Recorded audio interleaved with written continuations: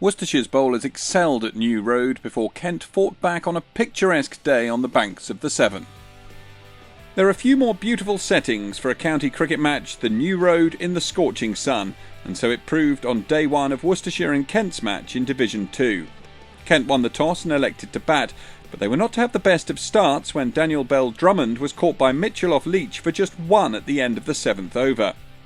4 overs later and Leach struck again, bowling Dixon for 7, Kent on 17 for 2. Sam North East was the new man in, and he and Joe Denley began to rebuild the Kent innings. However, North East's innings was not without incident, surviving a large appeal for a catch when in the formative stages at the crease.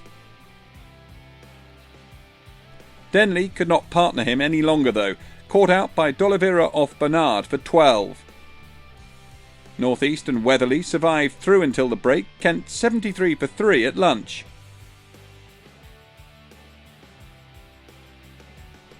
Shortly after the interval, North East went, caught by Mitchell off tongue for 42, and Weatherly followed in the very next over, nicking off to Leach for 11.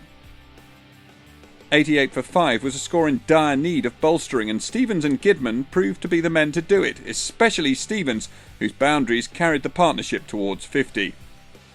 In the end, Gidman was to fall for 12, nicking off to tongue, and Stevens followed off the bowling of Hastings for 39, Bernard with the catch this time. Rouse and Coles offered some entertaining resistance, especially Rouse, who struck Ali for a 4 and then a 6 to move the Kent total up towards the 200 mark. Coles hit some fine boundaries before the break as well, but there was to be another breakthrough for Worcestershire ahead of tea as Rouse was caught by Mitchell off tongue for 34. At the interval, Kent 230 for 8. The visitors didn't manage to add any further runs to their total after the break before they found themselves 9 down. And Yasir Shah was the last man out, caught by Leach off Hastings for 17. Kent 260 all out, leaving Worcestershire 20 overs to bat before the close. And almost straight away they were in trouble as Brett D'Oliveira was caught by Coles off Stevens for a duck in just the 2nd over. Moeen came in and blazed away. He struck 9 boundaries off just 15 deliveries. However, after this wonderfully entertaining knock, he fell, caught by Weatherly off Coles for 37.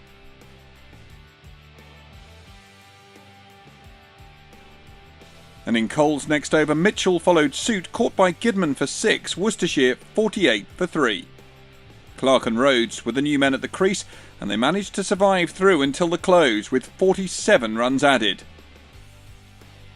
95 for 3 the score, Worcestershire trailing by 165 runs with 7 wickets remaining.